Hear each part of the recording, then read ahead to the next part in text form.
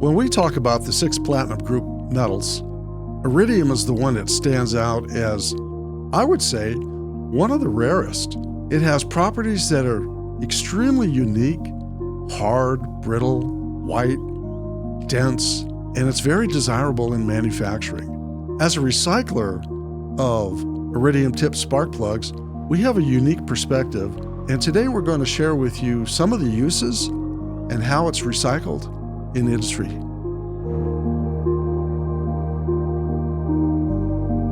So iridium, it's not typically a household name. Wouldn't you agree? You know, you hear the term iridium a lot. Companies use it to brand a product, maybe a phone or some technological item, software, whatever it is. Remember, you've heard that before, right? Yes. But iridium is an element, on the periodic table. It's part of the 6 platinum group metals. And I would say it's one of the rarest of the platinum group metals.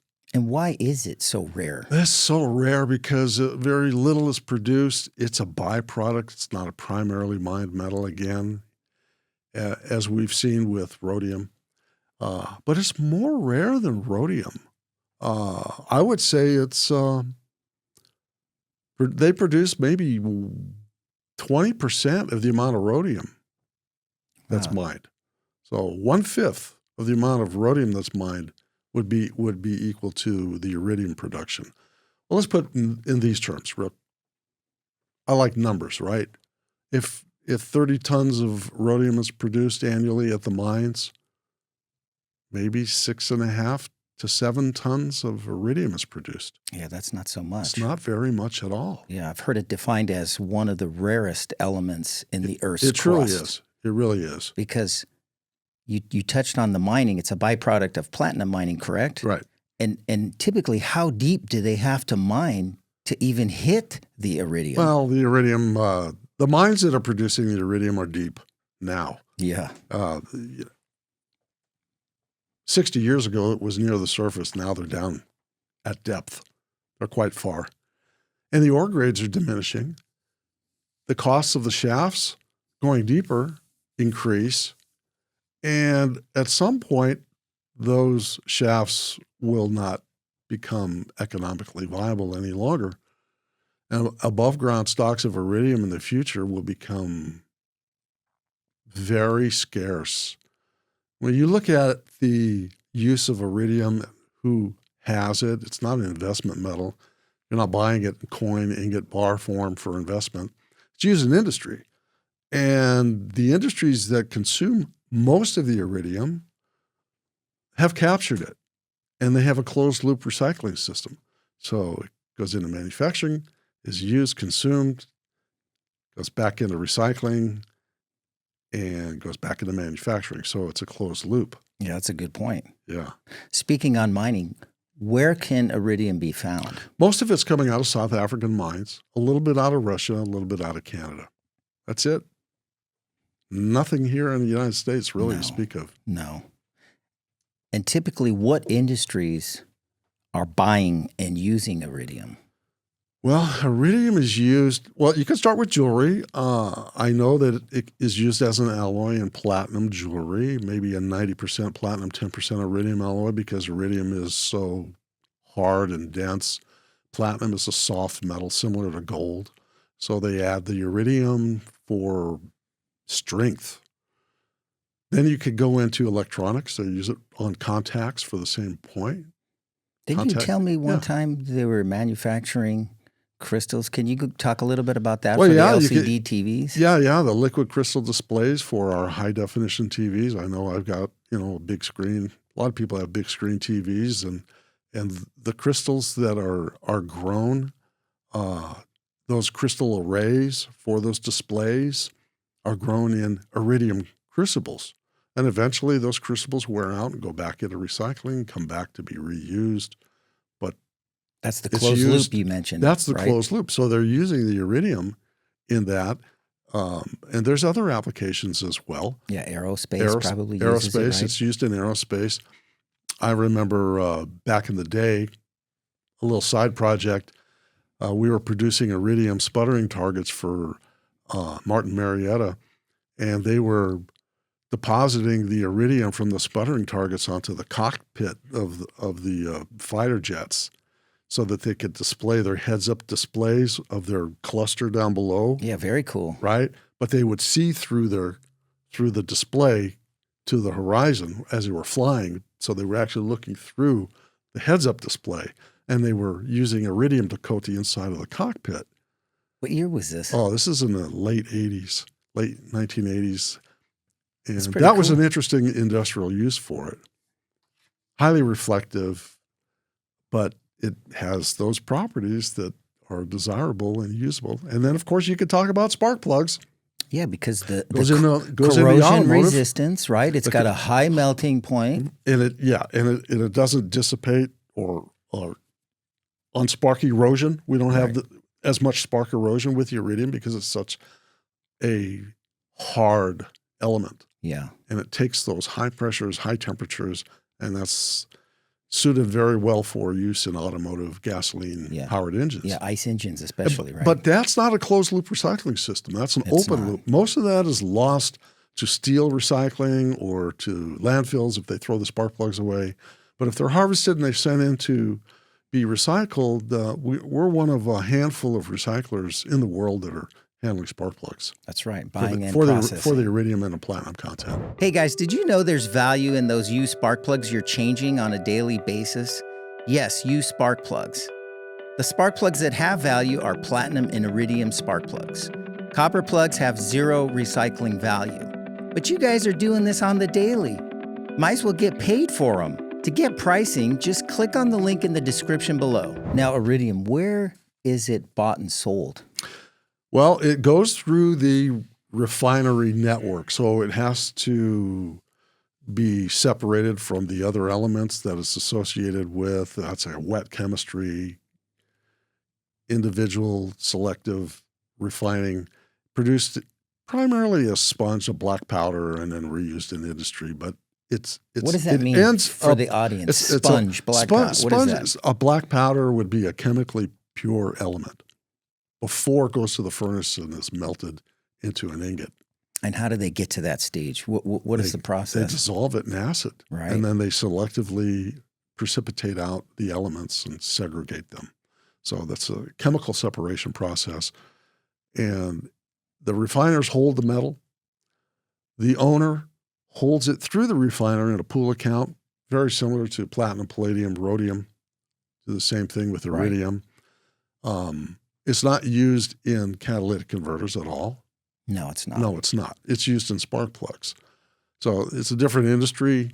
And we see that it is a very valuable metal. It's today, it's priced very similar to the price of gold. Gold's around $4,200 an ounce. Iridium's around $4,500 an ounce. Rhodium's, surprisingly enough, on today's market, about $7,600 an ounce. So rhodium is priced higher than iridium, but iridium, there's only 1/5 the amount of iridium mined compared to rhodium. Isn't that interesting? That's very interesting. Yeah. That goes to the supply and demand. And as more demand comes online for iridium and there's less and less, you said 6 to maybe 7 ton per year annually that's mined. Right. That's not that much. And about 1.5 ton of that is consumed in spark plug manufacturing. And most of that is lost, not recycled. Right. So we're out there trying to educate the automotive industry about the need to turn those in for recycling. Why? Why is that important? I'll tell you why. Because there's a new technology. It's called a PEM electrolyzer, right? Oh, yeah. And what that is it's a process that requires iridium on the surface of an anode, and they pass electricity through water, and they crack the water into hydrogen and oxygen, and they're harvesting the oxygen. I mean, the hydrogen, I'm sorry. So it's the hydrogen that they're producing for hydrogen vehicles, or propulsion or power generation, whatever it is. All of the above. All of the above. And so the older style electrodes had a higher loading of iridium, and those can be turned in for recycling, and that iridium can be reused. and reintroduced into the PEM electrolyzer hydrogen economy of the future as we switch away from gasoline and crude oil and we go towards hydrogen, which is cleaner burning. So what you're saying is iridium is a must. Iridium is this. a must. And I would like to see, for me personally, these spent spark plugs recycled and that iridium find its way into the hydrogen production. Right. And we have talked about in the past new technologies where the amount of iridium loaded onto those anodes is so small. In other words, it's been thrifted all the way down to the utmost. Right? Yet they've been able, through technology, to produce the same amount of hydrogen with the least amount of iridium, which is great. Right. So it requires far less iridium to produce these new anodes going into the future. The only problem with that is those electrodes or anodes are not going to be economically viable to recycle. That's what I was going to ask you. The economics of recycling. The economics go upside down. Right. Why would they recycle it? So if you thrift it all the way down for the least consumption of iridium, then that amount of iridium that's on those electrodes cannot be recovered economically. Right. So then it's lost. Right. It will be lost. Far better solution is to redirect the amount of iridium in spark plugs to a higher loading of iridium on these electrodes. So those electrodes can be then recycled in a closed loop. And it makes at sense end of life. Economically. There's enough left, so to speak. Well, think about it from the recycle. perspective of we have an open loop recycling on spark plugs, if it is recycled at all. Right.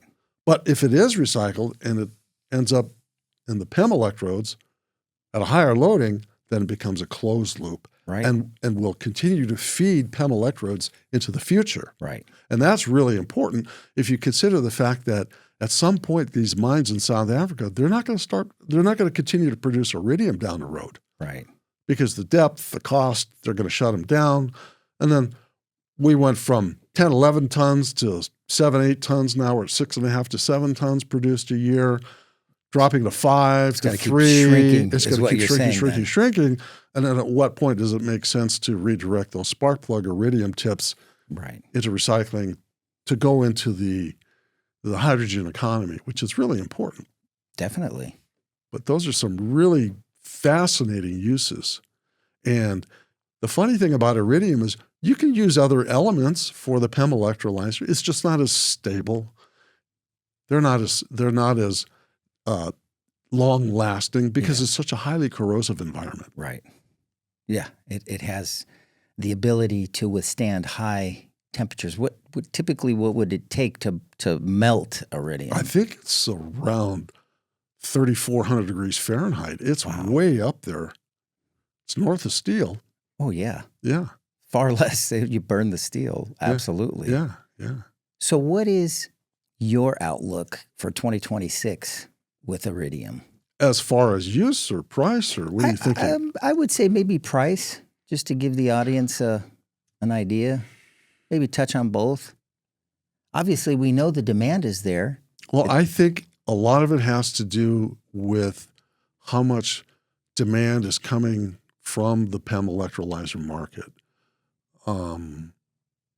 We're going to be seeing more of it over the next 5 years. I don't think in 26 there's going to be much of an uptick, but I think in the next 3 to 5 year window, we're going to see demand really, really rise. Because Europe wants to bring all of those PEM electrolyzers online, and that's going to require consuming quite a bit of iridium. So I think the price will certainly rise. Prognosticating price is not my forte, but if I were a betting person, I would say you'll see 10,000 iridium at some point down the road, only because of shrinking supply and increasing demand. Yeah, that makes sense. Supply and demand, right? Yeah. And at 4,500 today, it's not something that you can, buy and sell easily, Right. but that's kind of the way I see it. Great.